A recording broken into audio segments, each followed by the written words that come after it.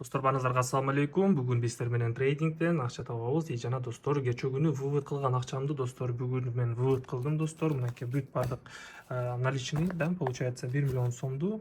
Итого, получается, понедельник вывод кылдым и обналичивать эттим достор. Мынакей ровно 1 миллион, да. Вот. И бул жакта дагы мен мурдакы неделябыздын прибыли достор. Получается, бул жерде где-то бир 2,5 миллион достор. 2,5 миллионду получается где-то бир 2,5 жума, 3 жума, да. 3 жумада получается ушундай результат болду достор. Бул жөн эле понт эмес достор, бул жөн эле мактануу эмес, бул реально дисциплинанын жана стратегиянын результаттары достор. Бул менин результатым эмес, бул мен жөн эле акча таап анан сиздерге көрсөтүп коюу эмес достор. Бул реально мотивация достор. Мотивация ушул акча негизи аябай күчтүү мотивация берет. И бардык статистикаларымды, бардык путюмду да, получается, ушул YouTube каналды достор мен көрсөтүп келатамын да, уже где-то бир 3 ай болуп калды достор. 3 айдан бери торговля кылып келатабыз достор, стратегияларды применять этип көрсөтүп атам. И данный момент достор, получается, 65 000 доллар общий челленджимди аткарып койдум достор. 65%, дагы 35% калды достор. Болгону 35 эле пайыз калды. И башында, помните, мен айтып атканмын, 10 доллардан билейин мен 100 000 долларга чейин кача жетемин, канча убакытта жетемин, и вообще жете аламбы же жете албаймбы, ушул сомнение болуп аткан нерсе достор. Уже жарым проценттин уже жыйынтыгын аткарып койдум достор. И получается достор, что дисциплина менен торговля кылсаң реально болот экен достор. Реально результат чыгарса болот экен. И мынакей результат ушул достор. Бул получается акыркы 3 жума, 3 неделянын эле вывод достор, получается. 3 жуманын эле выводы, а калган неделялардын выводдарын достор мен, получается, уже вывод кылдым ал акчаларды эле. Бул жерде болгону бир какой-то часть эле, где-то бир ушул 15%дын эле мынакей физически акча кармап турам, ошо 15%ын эле мен сизге көрсөтүп атам. А калган акчаларды мен, получается, тоже вывод кылдым. Тоже ушундай по чуть-чуть вывод кылып аттым. 300 000ден, 400 000ден, 500 000ден, 600 000ден, потом миллион болду. Азыр дагы миллион чечип атамын. И ушунун бардыгын достор, мен стратегияларымды кандай торговля кылыш керек экендиги мен ушул YouTube каналымда достор дагы эле көрсөтүп келатамын. И бүгүн дагы бир стратегияны көрсөтөмүн. Стратегия тоже авторский достор, но бул стратегия түшүнүш аябай оңой эле достор. Если сиздерге мындай кыйынчылык болуп атса, анда с нуля баштап көрүңүздөр достор, жана бесплатный курстарыбызга кошулуп алсаңыздар болот. Мейли, буну бир аз туруп мен түшүндүрүп айтамын торговлянын ичинде. И азыр болсо платформага киребиз достор, выводду көрөбүз и дальше торговлябызды, балансыбызды көбөйтөбүз достор. В данный момент баланс 1 миллион 788 000. Баланс көбөйүп атканда достор, биз сиздер менен уже сумма сделкаларды акырынан көбөйтө баштайбыз достор. Башында мен 1000 сомдон ачып аткан болчумун сумма сделкаларымды, потом 2000, потом 3000 кылып аттым, анан 5000ден кылып аттым. Азыр болсо достор, мен уже 7000 сомго бир сделкамы ачып атам да.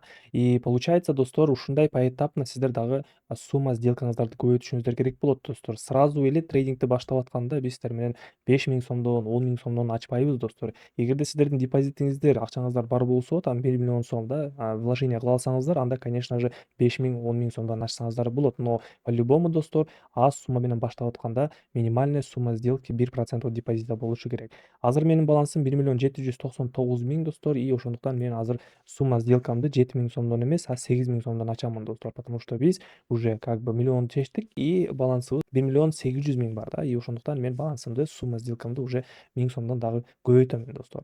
Итак, бүгүнкү биздин торговлябыз азыр эртең мененки торговля болуп атат, 6:16, и ошондуктан достор биз сиздер менен азыр утренний торговляда торговля кылып анализ кылабыз достор.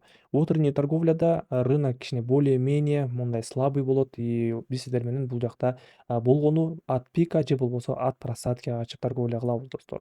Давайте биз сиздер менен азыр любой валютный парага киребиз, и по фирменному стратегию достор, биз сиздер менен уровеньдерди коюп чыгышыбыз керекпиз да.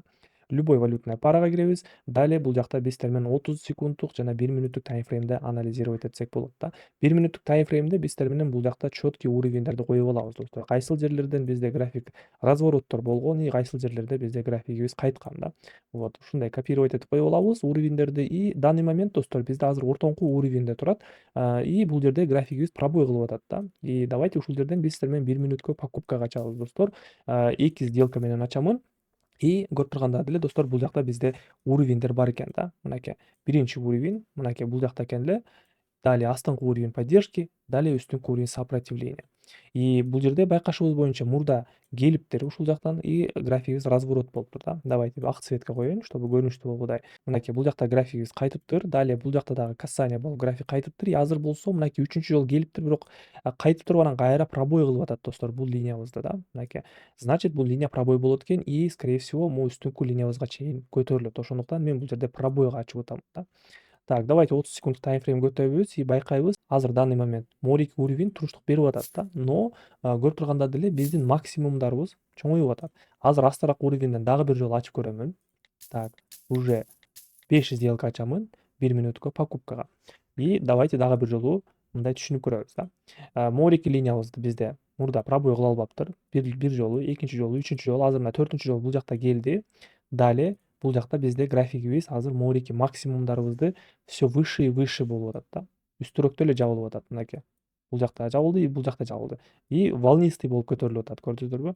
Значит, морик уровень азыр бизде слабый болуп көтөрүлүп пробой кылат достор. Прям резко эле пробой кылып үстүгө кетип калбайт да. Акырындык менен могу уровенибизди азыр пробой кылат экенин мен түшүнүп атам. И ошондуктан мен астыраак уровеньден дагы бир жолу достор перезаход кылып атамын да. Итак, сделкаларыбыздын жабылышына 10 секунд и мынакей көрүп аткандай эле уровень кичине болсо дагы бизде сопротивление берип атат достор. Так, 2 секунд и да, бул сделкабыздын болгону 2 плюс болуп жабылды и 3 сделкабыз кайра минус болуп жабылып калды. Ладно, дагы бир жолу достор, үчүнчү жолу дагы попытка беремин и дагы 5 опцион 1 мүнөткө сатып ала беремин достор. 3 жолу попытка беремин бир валютная парада. Если азыр бул жакта пробой болбой, график кайтып кете турган болсо, анда все достор, бул жерде биздин стратегиябыз бузулат.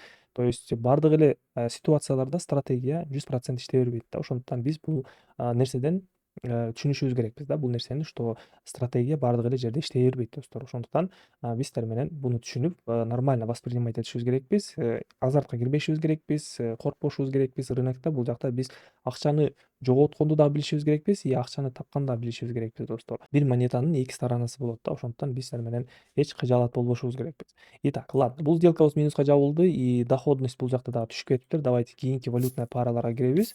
Итак, кийинки сделкабызды биз АЕ теневая ОТСтен ачабыз. Бул жерде көрүп тургандай деле бизде графигибиз морики уровень сопротивлениябызды обозначать этиптир и бул жерден графигибиз дальше үстүгө кете албай атыптыр да. Давайте 1 мүнөттүк таймфреймди байкап көрөбүз. 1 мүнөттүк таймфреймде бизде бул жакта уровень бар экен, но бул уровенибиз бизде анча деле көрүнбөйт экен. Ошондуктан возможно бул уровенибиз азыр пробой болот. Ошондуктан мен бул жерде 80 миңге бир сделка менен ачамын и плюс еще 8 миң сомдон дагы 2 опцион ачамын 1 мүнөткө достор.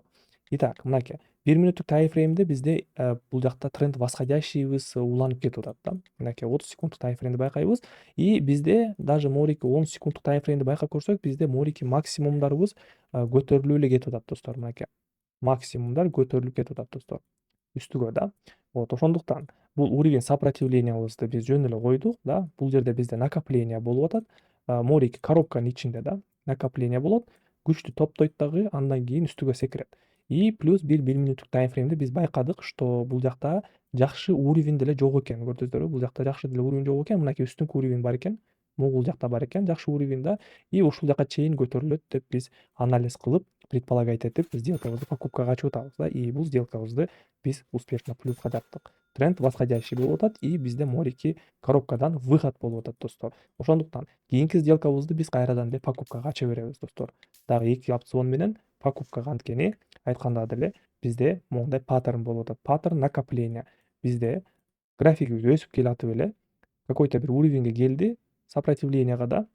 И бул жакта бизде накопление болуп атат. То есть график туруп анан кийин дальше трендибизди улантып атат достор. Выход из этой коробки болуп атат да, морик үстүнкү линиябыздан. Значит, бул жакта трендибиз дальше үстүгө кете турган настроениясы бар экен. И ошон үчүн сделкабызды үстүгө ачып атабыз. Итак, 3 секунд и байкашыбыз боюнча график астага түштү дагы и дагы астыраак уровеньден мен 4-5 сделка ача беремин достор. Көрдүңүздөр, 1 мүнөт бизде жетишпей калып атат. Все же достор, биздин анализибиз сакталып эле турат достор. Выход болгон бизде бул коробкадан и тренд дальше үстүгө кетиш керек. Да, айткандай деле бүгүн бизде эртең мененки торговля 6:30 болуп атат саат. Азыркы учурларда график бизде моундай акырын болуп жылат да. То есть үстүдөн астыга түшүп, үстүдөн астыга, астыдан үстүгө болуп ушундай жылат достор эртең мененки торговляда да. Ошон үчүн биздер менен мындай ситуацияларда морики просадкаларды кармап күтүп анан ачышыбыз керекпиз да. Так, давайте ушул жерден дагы ача берейин. 80 миңге дагы 1 мүнөткө покупкага ача берем астыраак уровеньден. Аябай сонун болуп жабылып атат. Жабылышына 2 эле секунд и бул сделкабызды плюска жаптык достор. Плюс-минус где-то бир 25 миң сом плюстабыз достор. Кийинки валютная пара новозеландский доллар ОТС болот. Бул жерден 1 мүнөткө биз покупкага ачабыз достор. Максимальный просадканы күтөйлү. Если просадка болбосо ушул эле жерден ача беребиз достор. Итак, давайте эми анализ кылайлы. 30 секунд таймфреймге которулайлы и бул жерде бизде кандай болду? Бул жакта бизден график көтөрүлүп атат. Мынакей коробка болуптур бул жакта. Накопление болду. Далее выход болду. Бул линиябыздан пробой кылып үстүгө кетти. Далее бизде мынакей ушул жака чейин келиптир, уровенибиз сопротивление болуптур. И потом бизде графигибиз бул уровень сопротивлениябыздан ушул коробкага чейин, да, уровень сопротивления мурдакы уже поддержка болуп калды. И бул поддержкадан биздин графигибиз дальше үстүгө кетип атат достор. И бул жакта бизде морики уровенибизди пробой кылды. Морики максимумду пробой кылды дагы и бул жерде азыр бизде дагы накопление болуп атат достор. Үстүрөгүндө жабылып атат. Значит, бул жакта настроение азыр бычий болуп атат. И ошондуктан график үстүгө кетиши мүмкүн достор. Мынакей сделкабыз плюска жабылды и дагы бир жолу достор 1 мүнөткө мен 2 сделка 8 миң сомдон покупкага ача берем. Анткени бизде тренд восходящий болуп атат, күчтүү тренд. Анткени мынакей бир подъем слабый накопление болду. Далее экинчи подъем уже чоңураак накопление болду. Далее мынакей үчүнчү жолу рывок болуп атат. Биздин морики сопротивлениябызды пробой кылды и үстүрөгүндө бизде накапливаться этип атат. Мынакей. И далее подъем үстүгө дагы бир жолу рывок кылыш керек достор. Көрдүңүздөрбү, бизде бул жакта биринчи кадамында рывок небольшой болгон, экинчисинде кичине чоңураак болду, үчүнчүсүндө азыр еще чоңураак болушу керек достор. То есть ушундай волналарды чоңойтуп кетет да график. Так, 5 секунддук таймфреймге которулабыз. График дагы бир аз астыраак түшүп атат. И дагы бир жолу достор мен бул жактан азыр 5 сделка менен ушул жерден ача берет окшоймун. Ушул жерден дагы 5 опцион покупкага ача беремин достор. Астыраак уровеньден дагы бир жолу докупать этиш керек болуп калды. Эми график биздин ойдогудай эле сразу айткандагыдай эле сразу секирип кете болбойт да. График түшүп, анан кайра көтөрүлүп, түшүп, анан кийин көтөрүлөт да. Прям сразу эле моменттер дагы боло бербейт да. А так негизи бизде бул жакта анализибиз туура эле болуп атат. График үстүгө кетиш керек. Но рынок тоже есть рынок достор. Рынок бул непредсказуемый нерсе. Любой сторонага кетип калышы мүмкүн, да. Ошондуктан достор биз минуска жабылып калса сделкабыз, настроениябызды бузбайбыз, настроение болбойбуз да. Так, сделкабыздын жабылышына 10 секунд. Мынакей көрүп аткандай деле графигибиз кайра астыга акырын түшүп баратат да. Так, 5 секунд и отлично. Бул сделкабызды дагы плюска жаптык достор. Балансыбызды уже получается 60 миң сом плюс болду достор. Эртең мененки торговляга жетиштүү го деп ойлоймун достор, потому что уже 6:32 болуп калды. Плюс-минус где-то бир 15-20 мүнөттөй болуп атат торговлябызда. И ушул менен жыйынтык достор плюс 60 миң сом болуп атат эртең мененки торговляда достор. Бизде биринчи торговый сессия командабыз менен телеграмыбызда күндүзү саат 3тө болот достор. Катталып алсаңыздар болот биздин телеграм каналыбызда. Бардык торговляларыбыз жаңы видеоролик чыкканда жана биздин отзывдарыбызды, копи трейдинг информацияларды мен ушул телеграм каналыма жүктөп турамын достор. И мынакей VIP чатыбызда дагы торговлялар болот. Күндүзү саат 3тө жана кечинде саат 9да. Ушул VIP чатыбызга дагы кошулуп алсаңыздар болот. Лайктан басып, комментариядан жазыңыздар. Сурооңуздар болсо, мага дагы жазып койсоңуздар болот телеграмда. Кийинки видеода көрүшөбүз. Баарыңыздарга ассаламу алейкум.